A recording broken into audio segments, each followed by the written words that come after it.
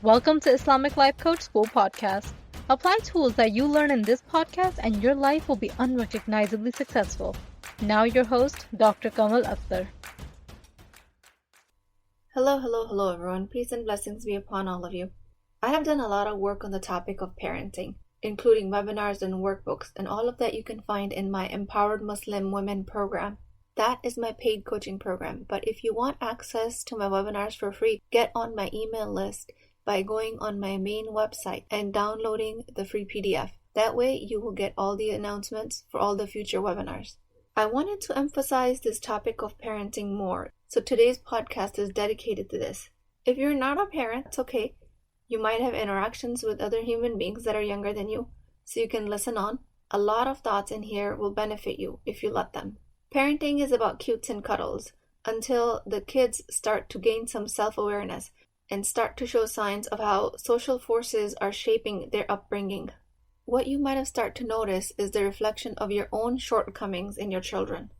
If the kid has social anxiety, or if the kid is too loud, if the girl is too shy, you're afraid she's going to turn into a doormat, or the boy is too rough and there have been some reports of him bullying others. You might be questioning, how is it that it's reflecting your shortcomings? And it will become clear in this podcast. And you'll also find it surprising that in this podcast about parenting, we will not be talking much about child psychology. Mostly, we will be talking about how you can work on yourself as a parent.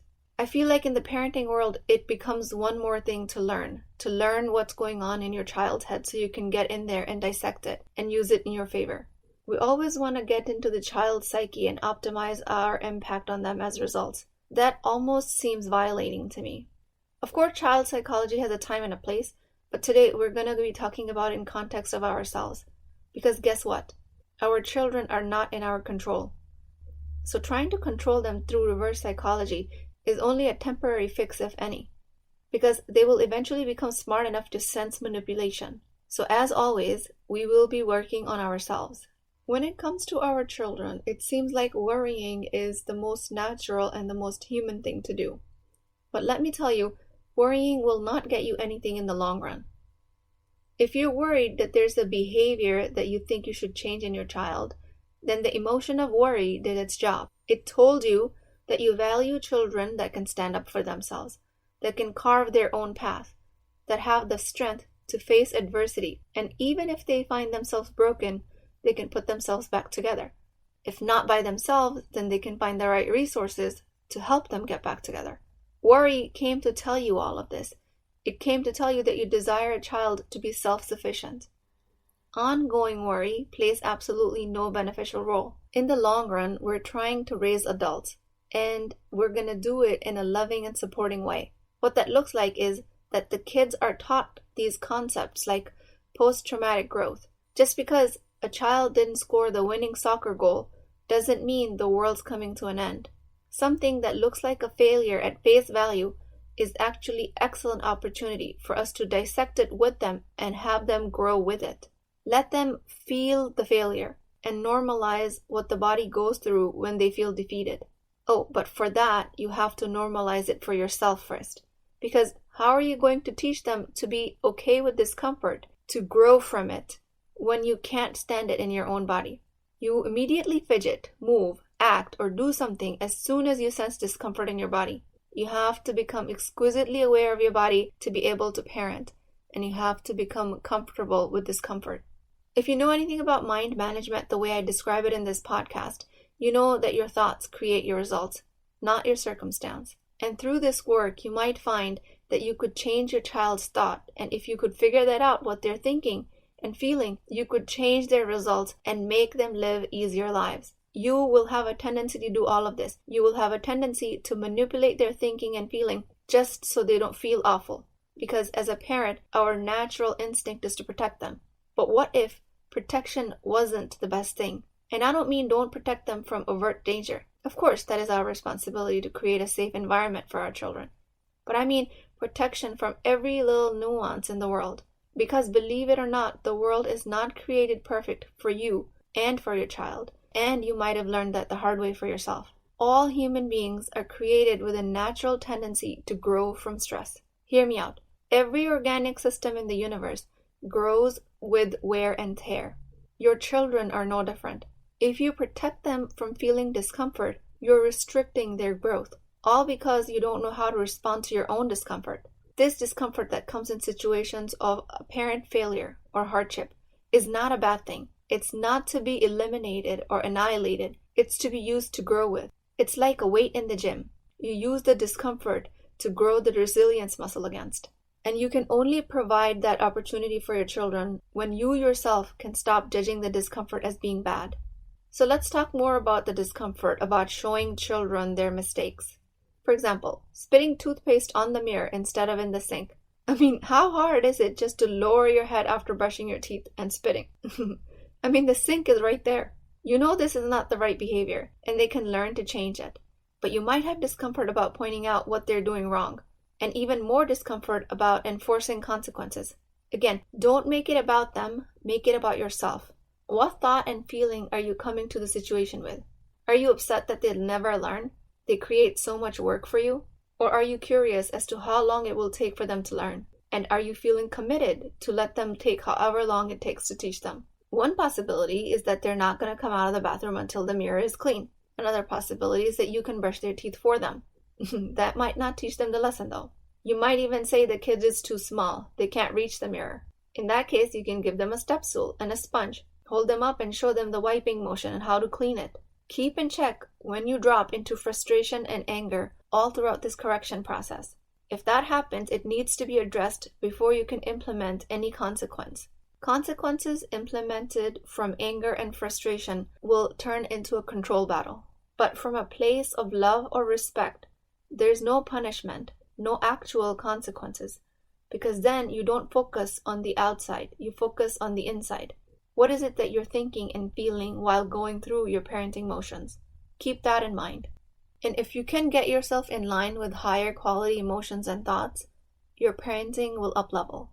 Same rules apply if you're teaching your teenager not to leave the bathroom looking like a war zone after they shower. Same if you have an adult child who keeps taking your car because there's never gas in their own car. Keep it about yourself. When your core, your beingness, your qalb is aligned with higher quality, positive emotions, your parenting will be so much more enjoyable and effective. If a child had a bullying incident in school and they're pretty shook about it, after taking appropriate administrative action, how are you going to show up as a supportive parent?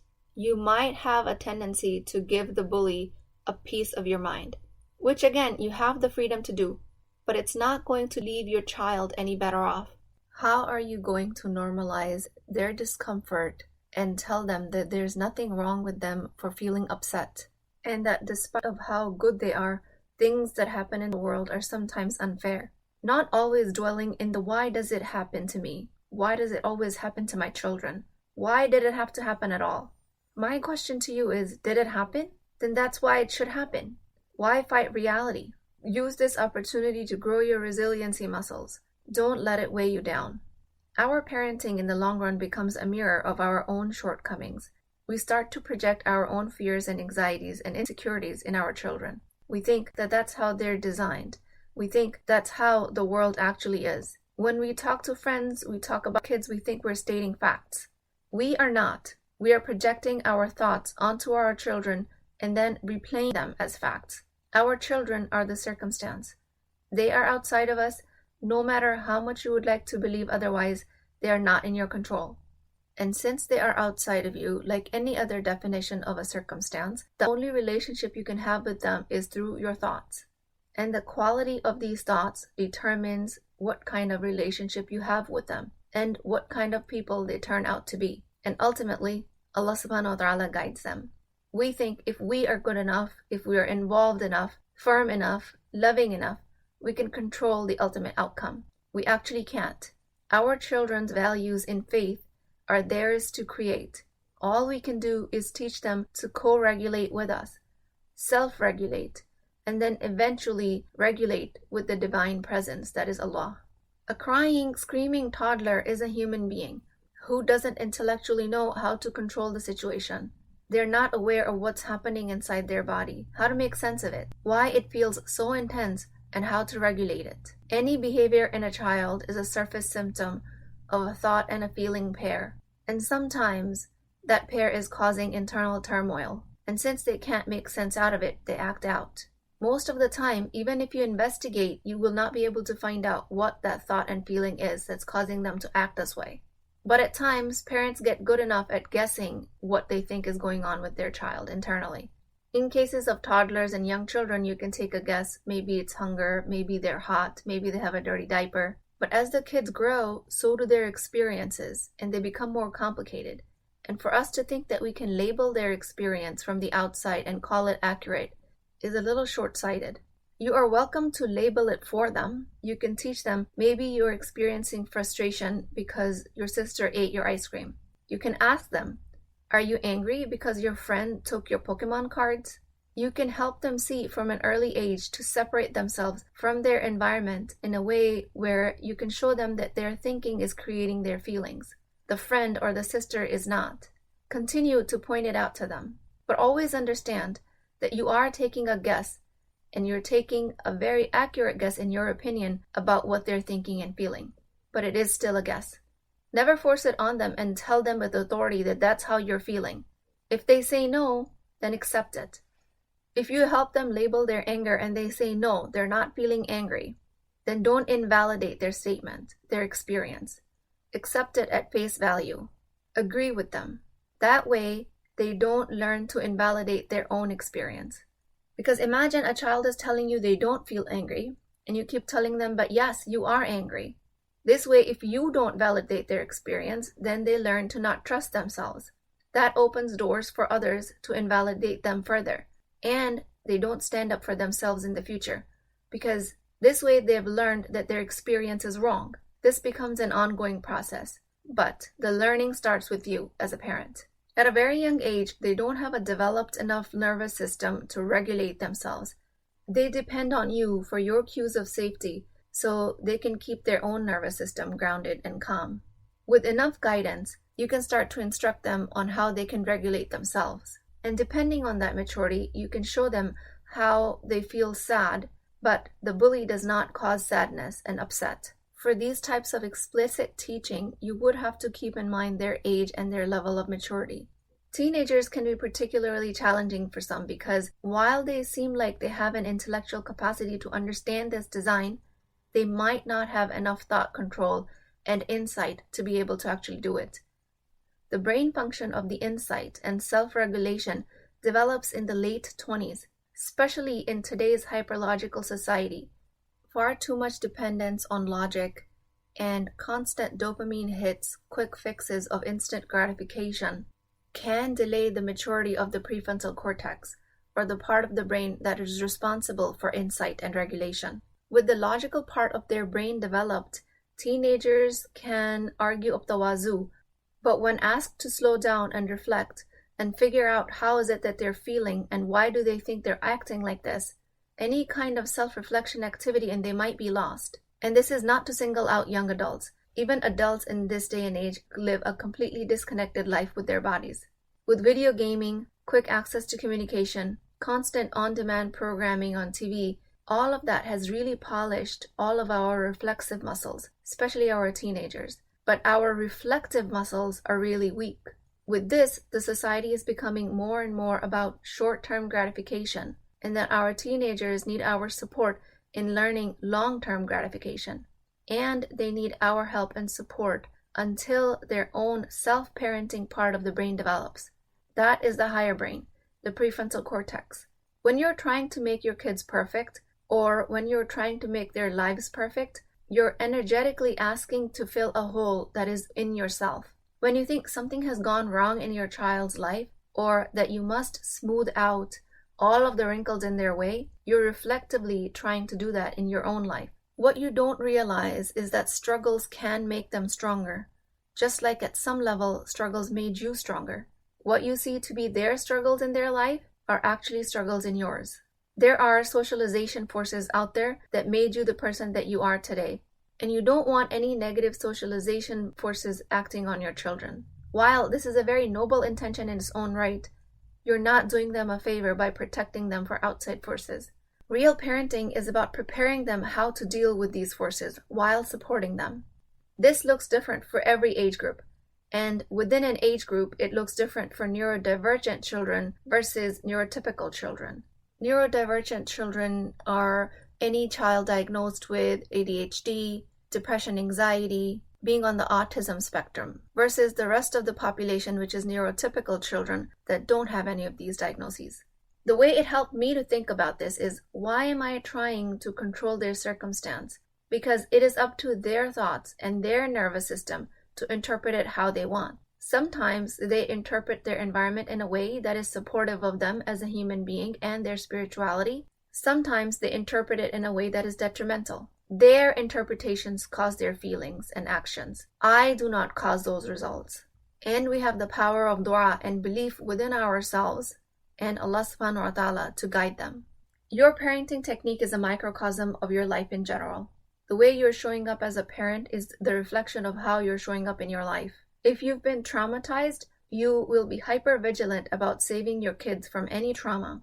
And yes, it is your responsibility, and I'm not saying to leave your kids out to the wolves. I'm saying that you don't have to be hyper vigilant about it and lose your own peace of mind. That looks like you're trying to console them when they're crying because their lollipop fell on the ground. It's okay to let them cry.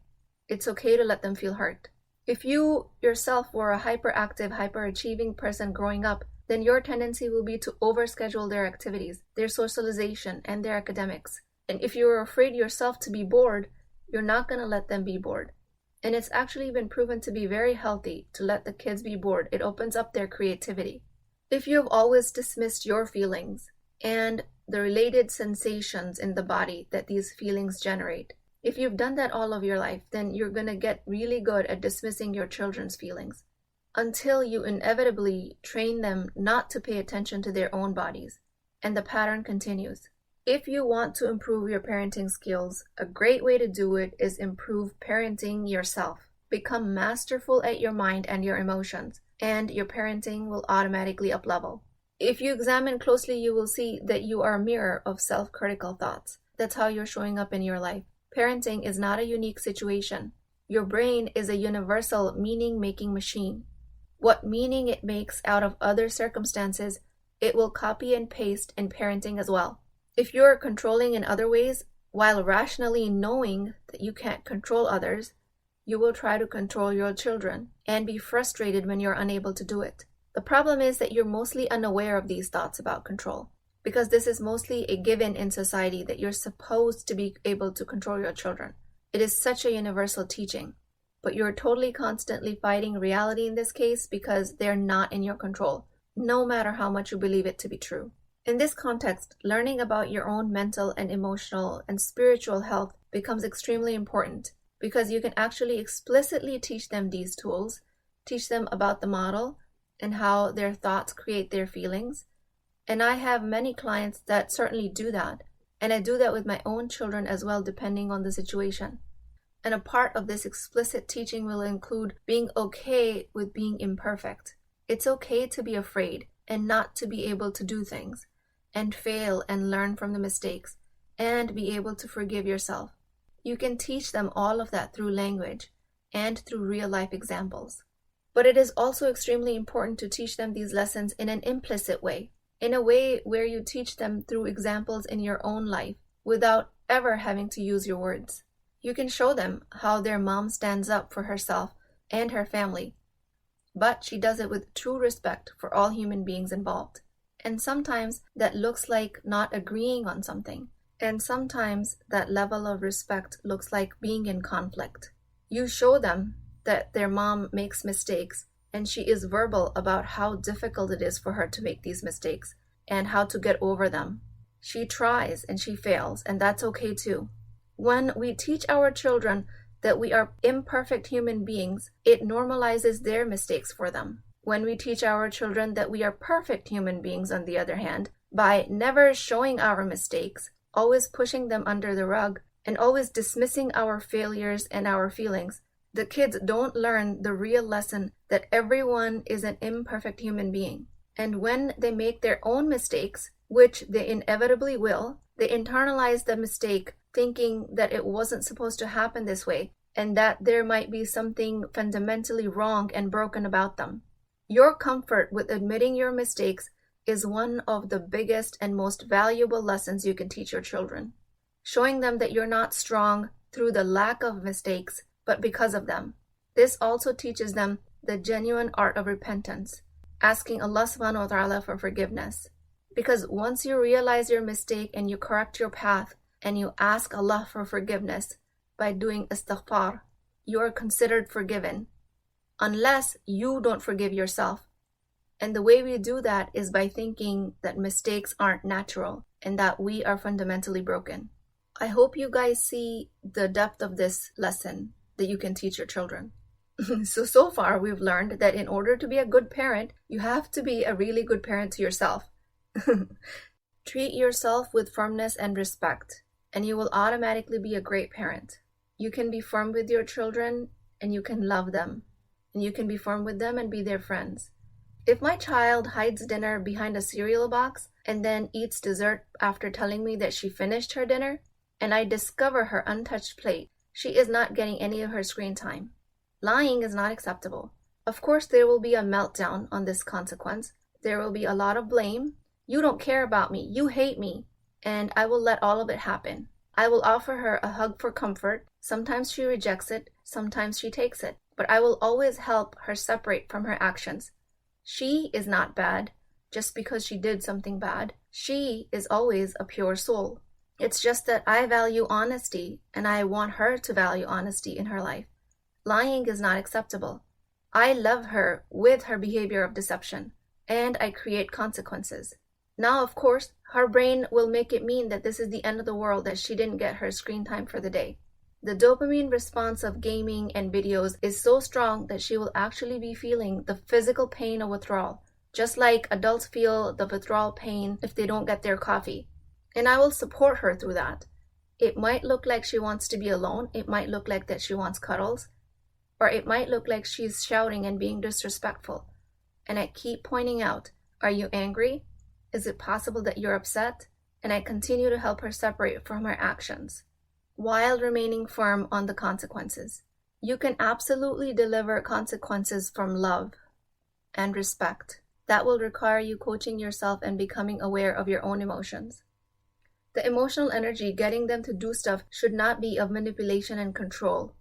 And it should not be of frustration if they don't do what they're asked to do.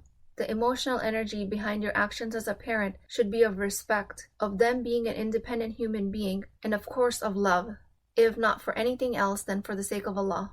So the impression that somehow parenting has a different type of mind management work is completely untrue. Mind management is universal, no matter what role you're playing. And because of that, if you haven't already joined Empowered Muslim Women program, what are you waiting for? Like, it's a gold mine. Parenting is a huge test for some of us. So when you join EMW, I coach you through the program, and we have a ton of resources, including private and group coaching, that will turn your parenting game around. With that, I pray to Allah subhanahu wa ta'ala for patience with my children and myself, while I learn how to parent myself. I ask for immense capacity to grow because of my children. I pray that Allah subhanahu wa ta'ala always keep them in His protection and keep them on the straight path, Siratul Mustaqim. I ask for wisdom to recognize things that are not in my control. And I thank Allah subhanahu wa ta'ala each and every day for this design, for all of the blessings that He has granted us in shape of our kids. May Allah subhanahu wa ta'ala keep our kids safe and firm in their faith. Ameen ya Rabbul Alameen. Please keep me in your du'as. I will talk to you guys next time. Thank you for listening to the Islamic Life Coach School podcast. It is our mission to raise emotional intelligence among Muslims and to dispense tools of superior mental health, gaining success in this world and the next, one thought at a time.